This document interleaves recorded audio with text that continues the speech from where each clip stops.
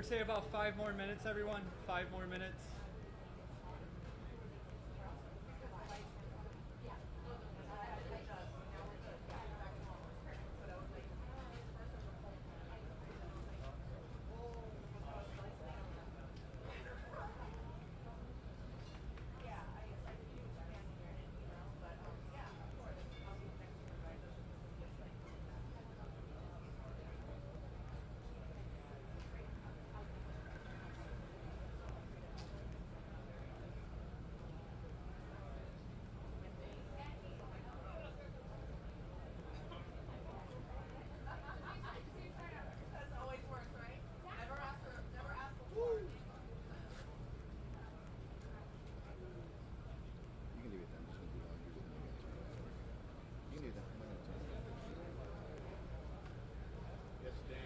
All right, good afternoon, folks. Don't go live yet. We're not there yet.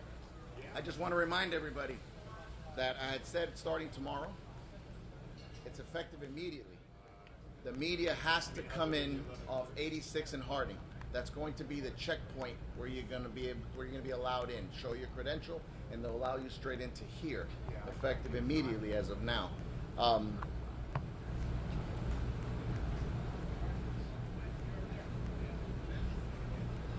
If you go to any of the checkpoints, they're not going to let you in.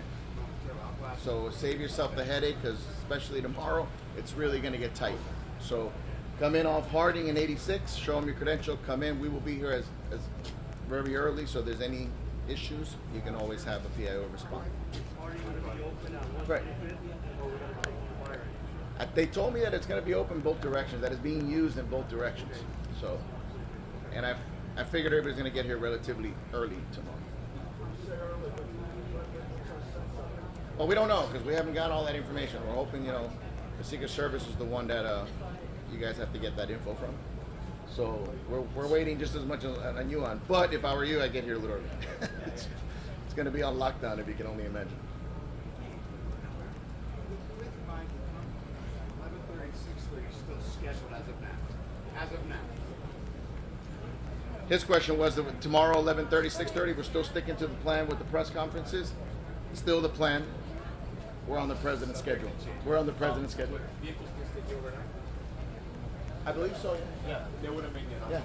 But keep in mind, this isn't your first rodeo. You guys know when the President of the United States comes in, the Secret Service does their sweeps, that once this area is considered a sterile area and restricted, movement is going to be very limited. So try not to leave, because then you may find yourself in a little bit of a pickle getting back.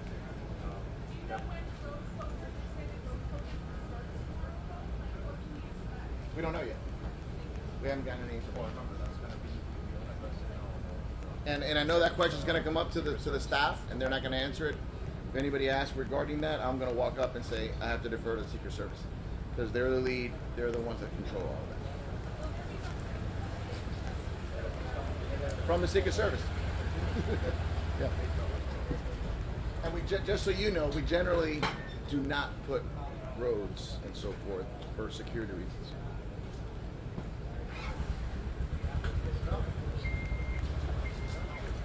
We're missing out on the show.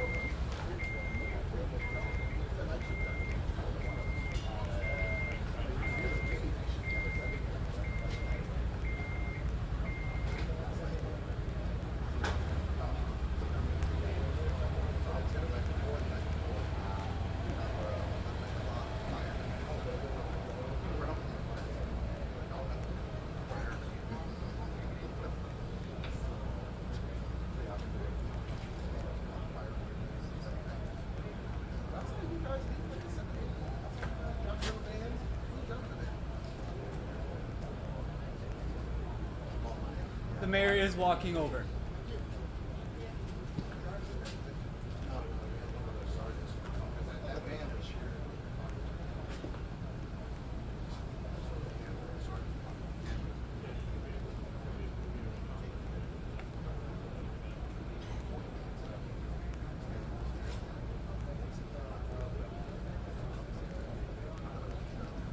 Looking through the window.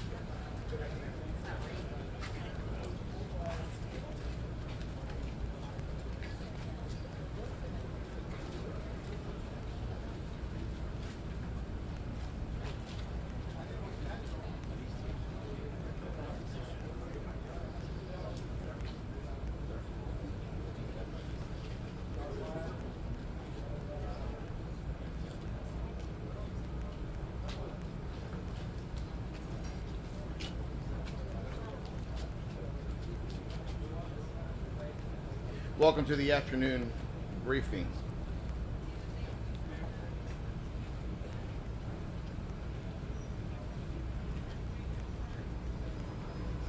First speaker is going to be Miami-Dade County Mayor Honorable Daniela Levine Cava.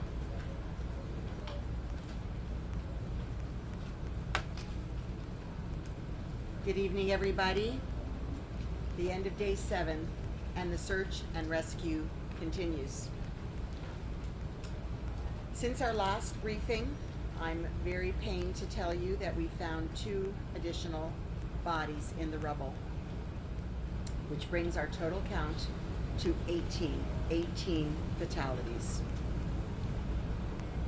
It is also with great sorrow, real pain, that I have to share with you that 2 of these were children, aged 4 and 10.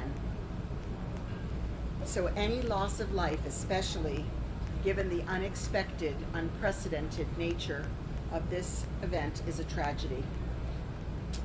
But the loss of our children is too great to bear. Our community, our nation, and the world, we're all mourning with these families who have lost loved ones, and we grieve with them and we lift them up as a community, and we're so grateful for the support from all of you everywhere as we continue to dig through the rubble. So we're now standing united once again with this terrible new revelation that children are the victims as well.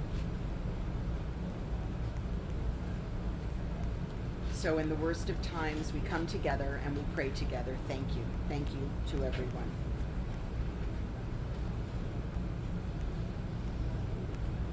"139 people are now accounted for, and 147 are unaccounted for. Our detectives are continuing to verify each and every contact, each and every tip that is received about missing people. And I wanted to share a few other operational updates. As of 5 p.m. today, just passed, the National Hurricane Center released projections for a potential tropical Cyclone 5.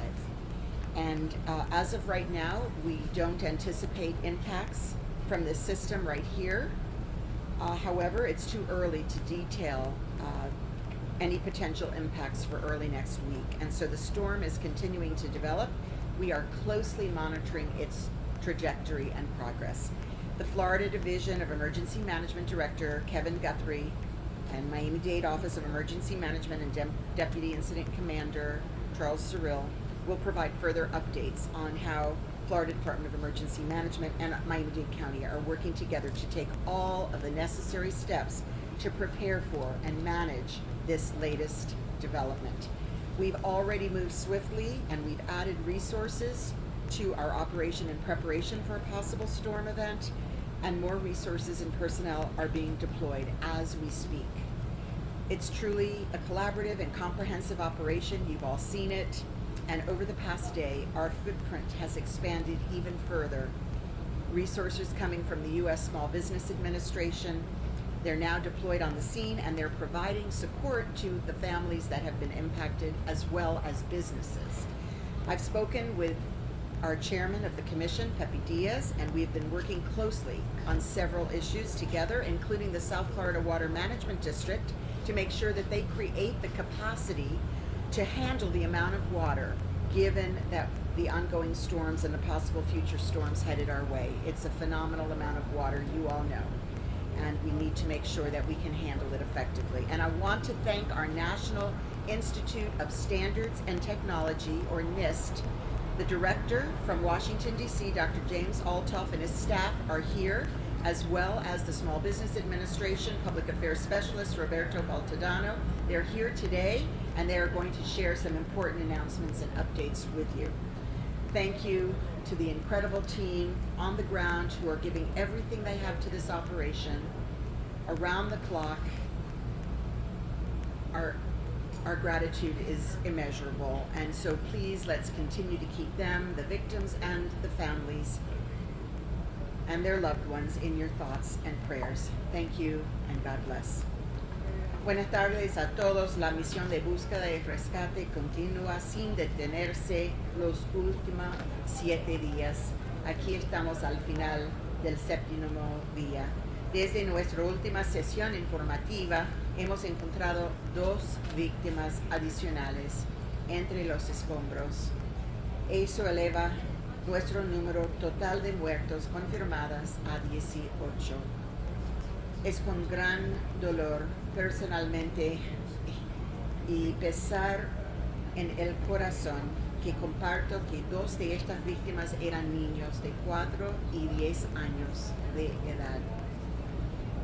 Cualquier pérdida de vidas, especialmente de un evento catastrófica, es una tragedia. La pérdida de nuestros hijos es un dolor demasiado grande para soportar. Nuestra comunidad, nuestra nación y el mundo lloran con las familias de aquellos que hemos perdido. Lloramos con ellos y los levantamos como una comunidad unida por la pérdida, ahora unidos como nunca antes en los peores momentos, mientras oramos por todas las familias. Ahora tenemos 139 personas que están contabilizadas y 147 desaparecidas, ya que nuestros detectives continúan verificando todos los informes que hemos recibido sobre personas desaparecidas para proporcionar la última información disponible. También quería compartir algunas otras actualizaciones operativas. A las 5 de la noche ahora el Centro Nacional de Huracanes publicó proyecciones para el potencial ciclón tropical número 5. En este momento no se anticipan impactos de este sistema en todo el sur de Florida durante el fin de semana. Sin embargo, es demasiado pronto para detallar los impactos potenciales para principios de la próxima semana. Entonces, estamos muy alertas. La tormenta continúa desarrollándose y estamos monitoreando de cerca su trayectoria y progreso. Ya nos hemos movido rápidamente para comenzar a agregar recursos a nuestra operación en preparación para una posible tormenta. Y mientras hablamos, se están desplegando más recursos y personal. He hablado con el presidente de la comisión, Pepe Díaz, y hemos estado trabajando en estrecha colaboración en varios temas, incluido el Distrito de Administración del Agua del Sur de la Florida, creando capacidad para manejar la cantidad de agua, dadas las tormentas en curso y las posibles tormentas futuras que se avecinan. Gracias al increíble equipo sobre el terreno que está dando todo lo que tiene para esta operación, por favor, continúe como siempre para la semana pasada, cada día, cada noche, manteniéndolos a ellos, a las víctimas, las familias, a todos sus seres queridos en sus pensamientos y oraciones. Gracias y buenas noches.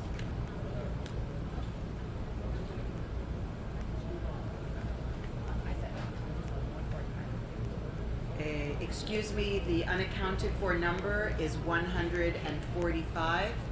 Los desacontables son 145. Gracias. Thank you, Madam Mayor. Division Director of Office of Emergency Management, Deputy Incident Commander Charles Cyril.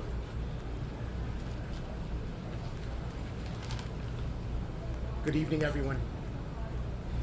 I want to begin my update with some news related to potential Tropical Cyclone 5, currently in the Atlantic Ocean. Contingency plans for this incident have been developed should this system become a threat to Miami-Dade County. And as we move into hurricane season this year, I encourage all Miami-Dade County residents to download the Ready Miami-Dade app to stay informed of all the latest developments for the safety of both you and your loved ones. If you'd like more information on hurricane preparedness, please visit miamidade.gov/OEM. We'll keep continue to keep you updated and informed as the storm arrives closer and preparations change or develop. I also have above related information about the Family Assistance Center. So far, we've had 26 organizations assisting the families at the center, providing an array of services such as mental health, grief counseling, financial assistance, lodging, travel, and many other services. Today, we had 28 families that were served. We've also had over 8,000 people generously donate to the Support Surfside Fund. And we thank you for your generosity and your donations. If you'd like to make a financial contribution or sign up to volunteer, please visit miamidade.gov/emergency. As I noted this morning, this has been a unified effort with Miami-Dade County and our federal, local, private, and international partners. And we are in their gratitude. Thank you.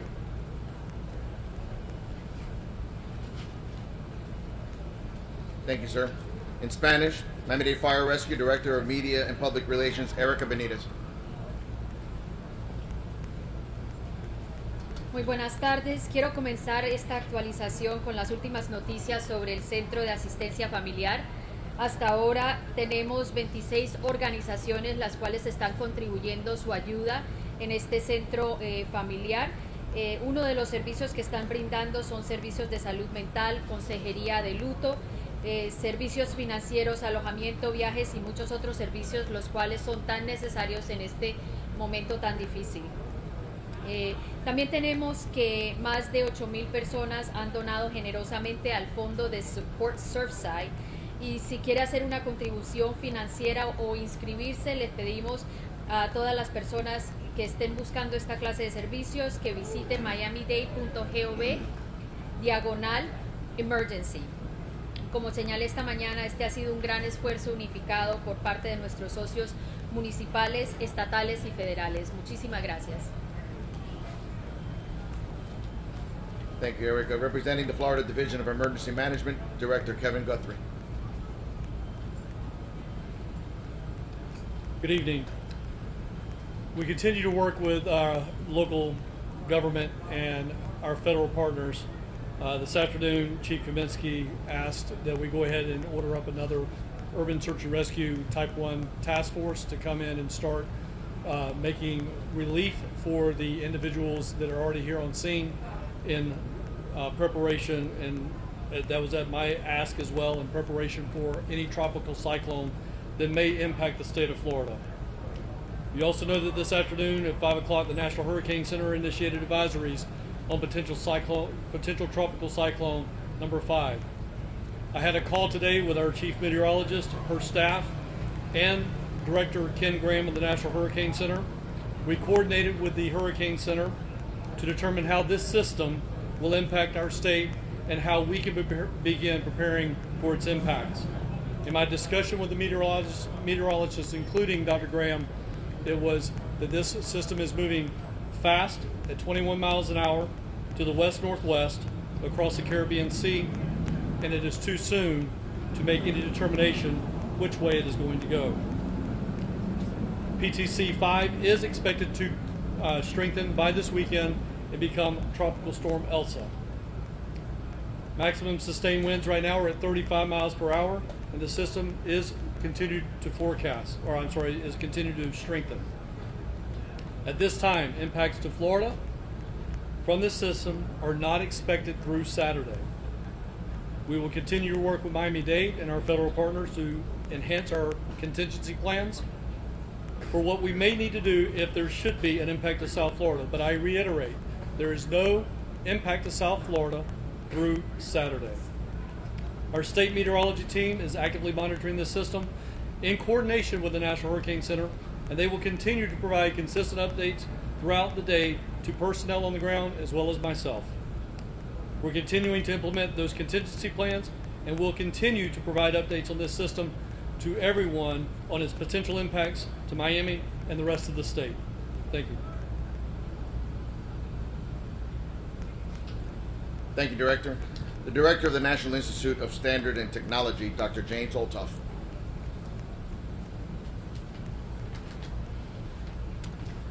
Hello, my name is Jim Olthoff. I'm currently serving as the Director of the National Institute of Standards and Technology, or NIST.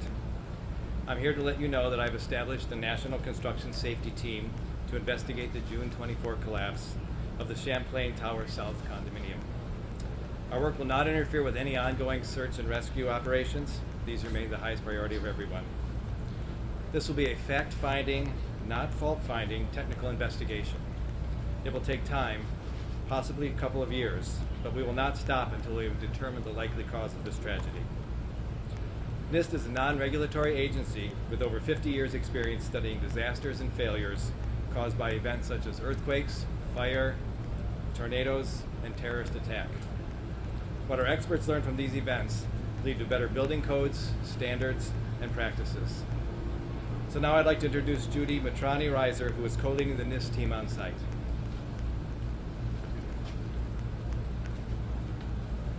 Good evening.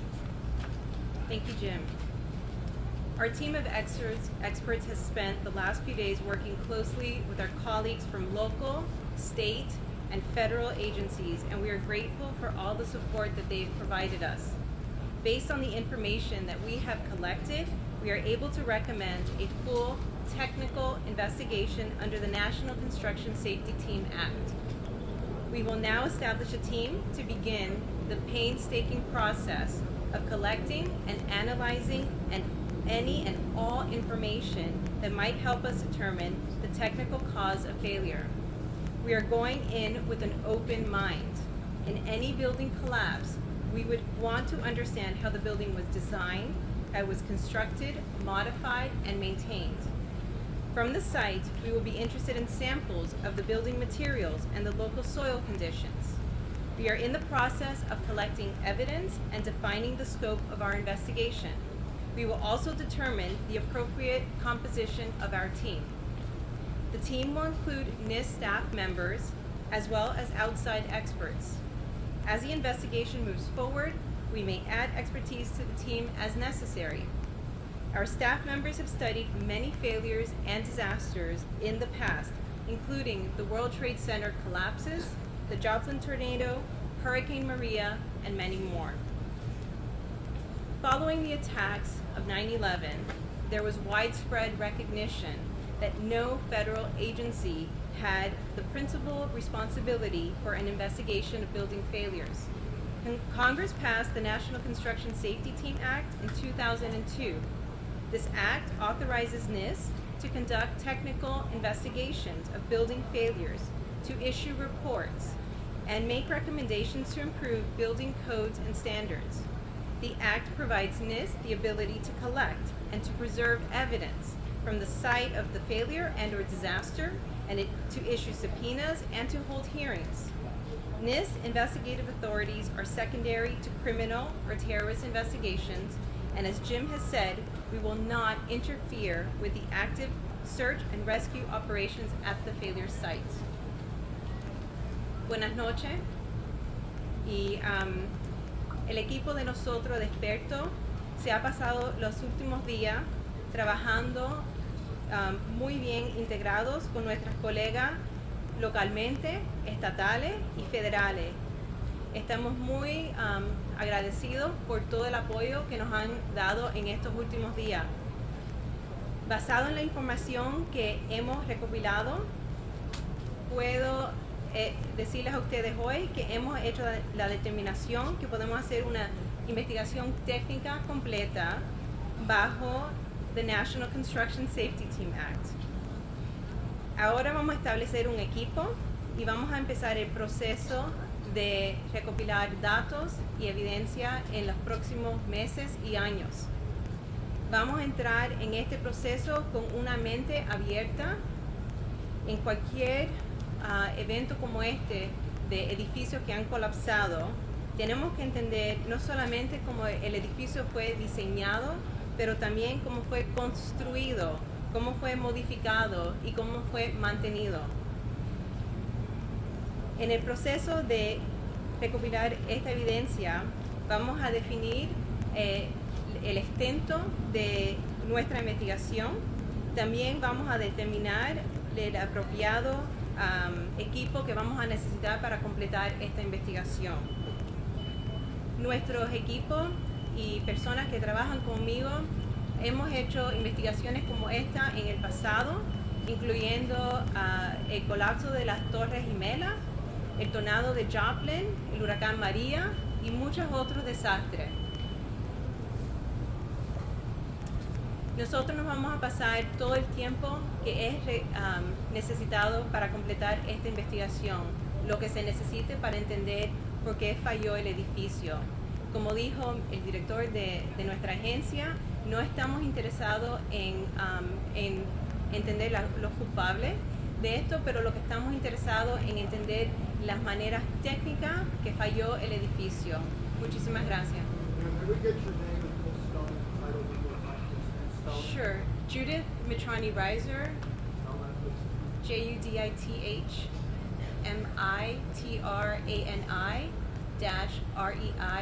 -Reiser. I'm the Associate Chief of the Materials and Structural Systems Division at NIST. So much. Thank you, Dr. Altoff and Associated Chief. And now Public Affairs Specialist for the U.S. Small Business Administration, Roberto Baltodano. Thank you. Good evening. First and foremost, our heart goes out to everyone who has experienced a loss, whether it is physical, human, or material in terms of their goods, particularly to those families who today learned of the loss of their children.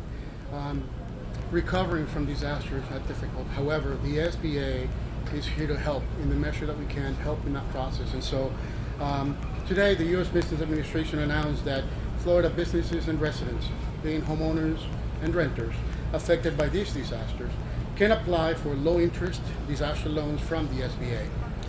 SBA customer service representatives will be at the Family Assistance Center located at the Seaview Hotel, 9909 Collins Avenue in Bal Harbour, effective tomorrow starting at noon, 12 p.m., Monday through Sunday, basically. We're going to be there 7 days a week to provide a level of care and support that these families require and our business community needs at this time. Disaster loan outreach centers then will be open to provide one-on-one assistance to survivors, answer questions, and most importantly, guide them by the hand through the process of considering a disaster loan as means of their recovery. The declaration covers Miami-Dade County and the adjacent counties of Broward, Collier, and Monroe in Florida. Ante todo, deseo compartir el sentimiento que la alcalde Cava expresó al comienzo, que recuperarse de un desastre no es fácil, y mucho más es cuando se ha perdido tanto como es la vida humana, en especial la vida de niños. De manera que nuestro corazón va hacia todos los sobrevivientes y aquellas familias que han experimentado una pérdida, así sea material o en este caso de un ser querido. La Administración o la Agencia para el Desarrollo de Pequeños Negocios anunció hoy que los negocios afectados por este desastre y tanto los individuos, siendo dueños de casa o inquilinos, pueden aplicar para intereses de muy bajo interés vía federal a través de la Agencia para el Desarrollo de Pequeños Negocios. Agentes, representantes de la agencia de SBA van a estar en el Centro de Asistencia Familiar localizado en el Seaview Hotel, 9909 Collins Avenue, efectivo mañana a partir de las 12 del día. Este centro va a operar para ofrecer ayuda y asistencia individual a cada uno de los aplicantes para así sea obtener información o completar o considerar una aplicación para un préstamo de desastre. Esta declaración cubre los condados de Miami-Dade y los condados adyacentes de Broward, Collier y Monroe en Florida. Gracias. Thank you. Now the Surfside Mayor, Charles Burkett.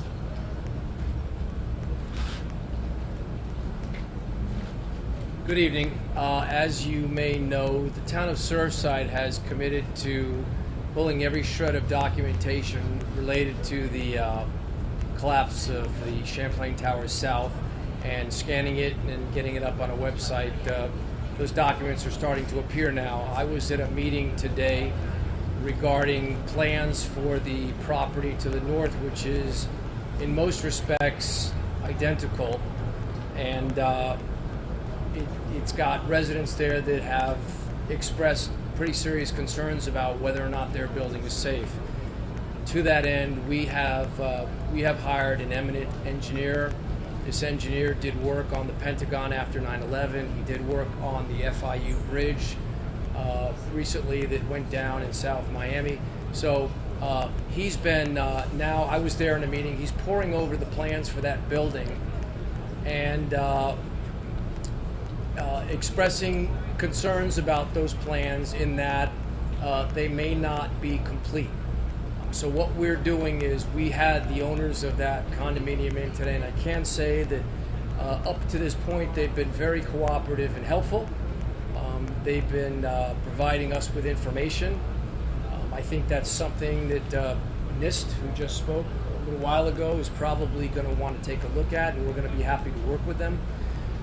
But the bottom line is there are steps that we're going to be taking in conjunction with NIST and anybody else that wants to assist to develop a plan to ensure the residents who are living in that building that it is safe for them to be there. In the interim, we have arranged for alternative housing for anybody in that building that has a fear, and that is being funded through the supportsurfside.org site, which is a fabulous use of the money. I'm happy to say that I have had some experience with that site already, and the director who's doing the work for that site, and we're getting great results. The money's going out to a handful of nonprofits, dozens of families, and the help is being delivered. Lastly, I'd like to make an announcement for the governor. I was handed a document yesterday and asked to speak about it today. It's called Surfside Strength for the Champlain Towers First Responders and Community.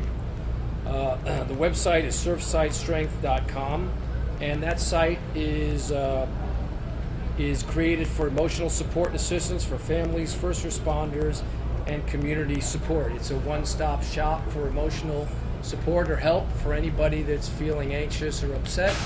You can go to that site, and they will be there to help you. Thank you.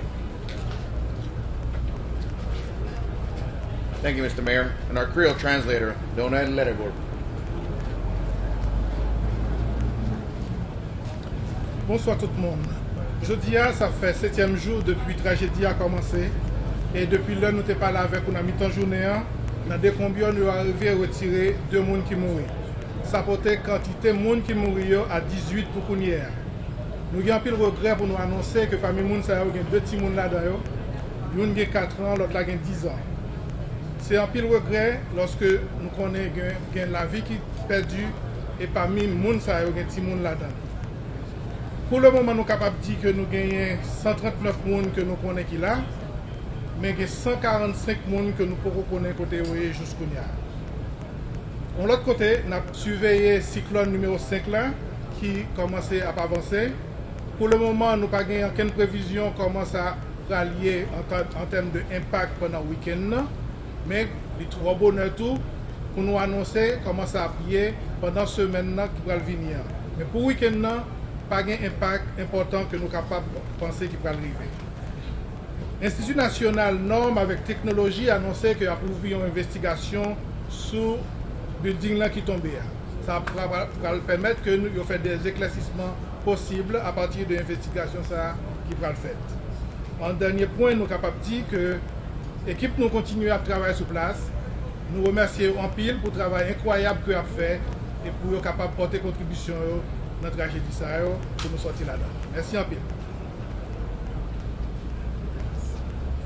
Thank you, Mr. Larabur. We're going to open up for questions and answers, and I remind you again to please raise your hand once you're called upon. Address who the question is going to be to or for, and then let them provide an answer. Sir, here.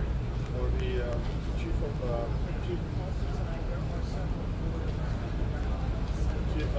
two questions real quickly. We're going up to over almost 200 hours since this horrible tragedy has happened. What's the status of the man? What's the morale of the man? And my second question, when will the second Mexican team be allowed in the site to be working along with the other Mexican team on the training? Well, your first question, morale is still high. We're working hard.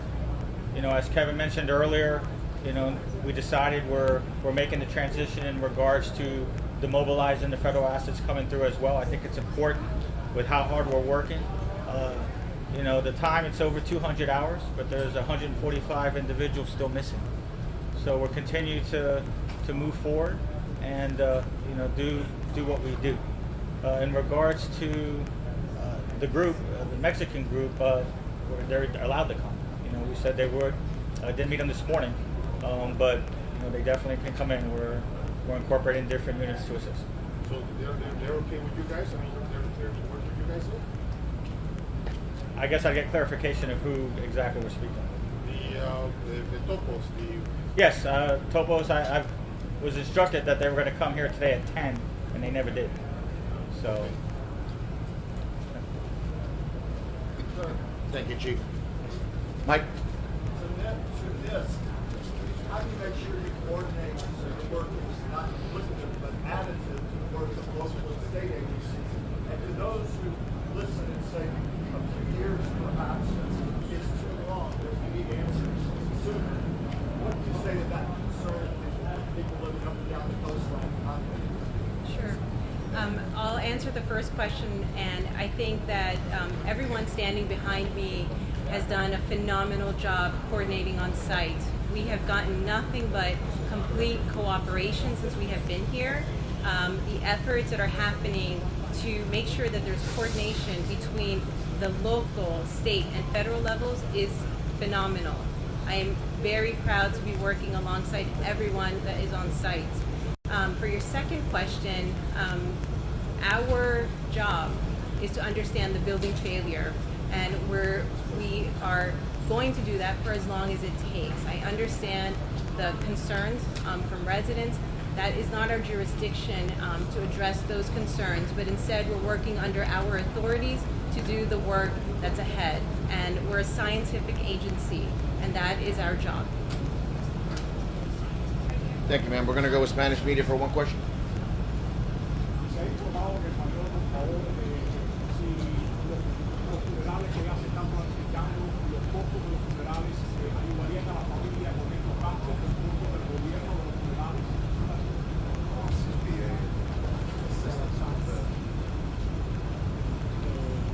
¿Quieres saber los costos?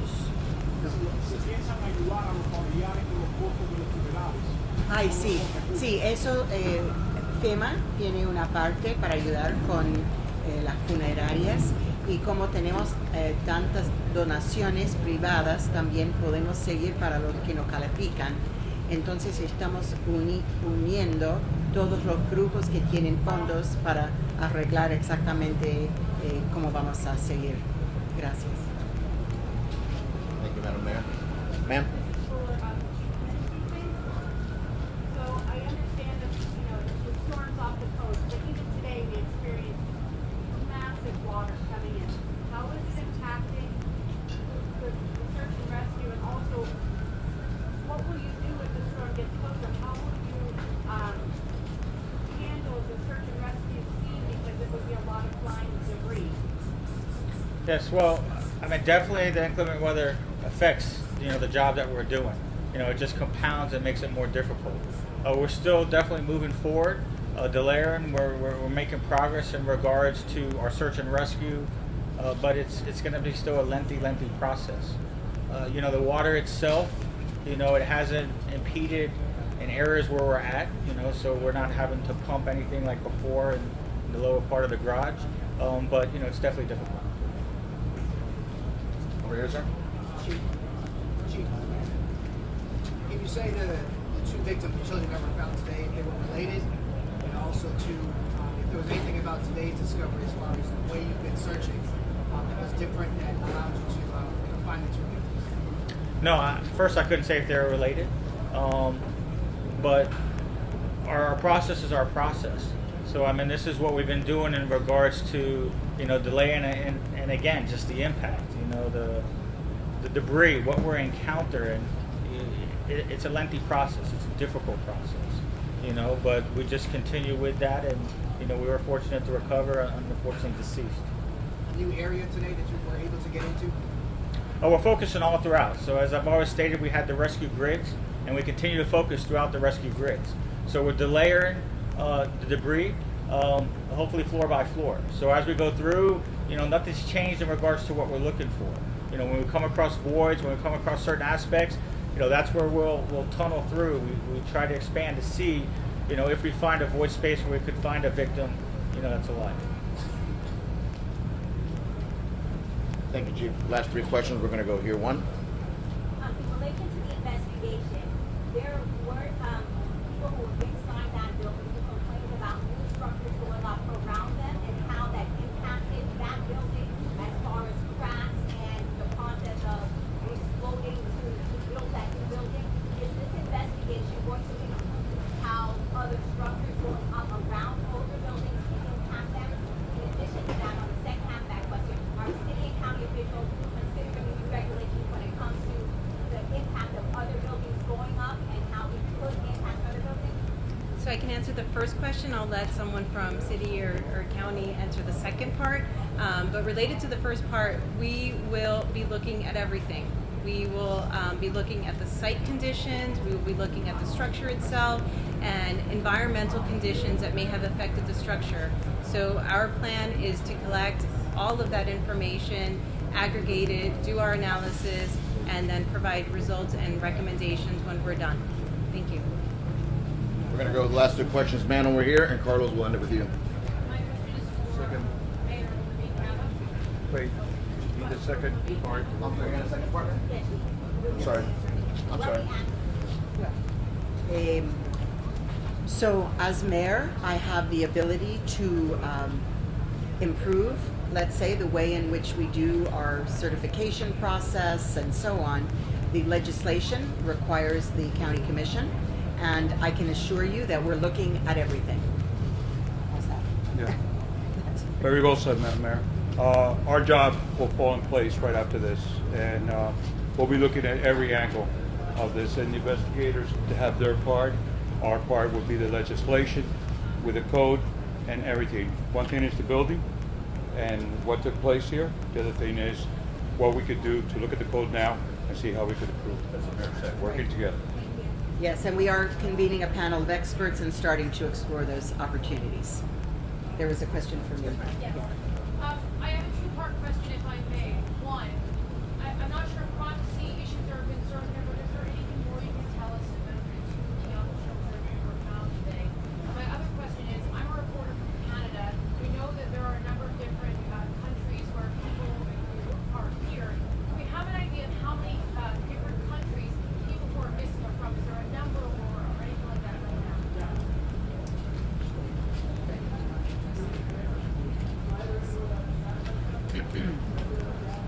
For the children, I think it's so important that we protect the privacy of the families and allow the families to say what they're comfortable sharing. I'm so sorry.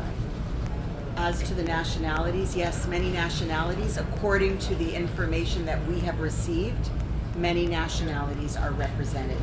So, do you have that latest information? How many different nationalities? I know we have. Yes. Yes.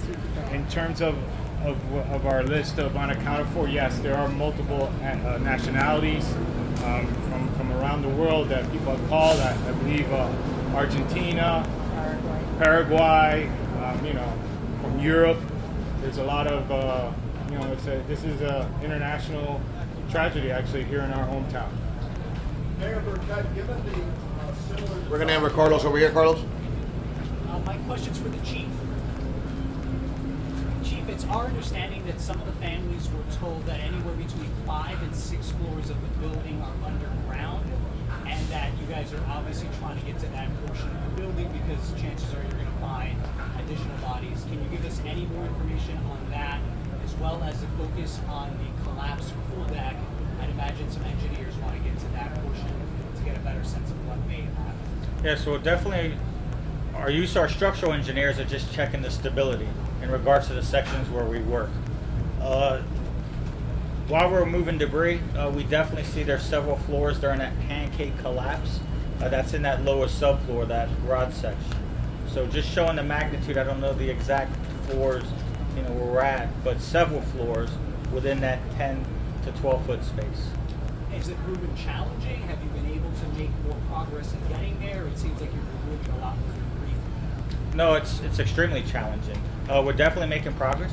I mean, we're working extremely hard around the clock, rotating our personnel, have additional resources coming so that we can relieve our personnel, so we have fresh personnel to continue moving forward. So we're definitely making progress. We'll go from there. Thank you, thank you. Mayor, when did you make the decision on whether those other buildings apply to the side?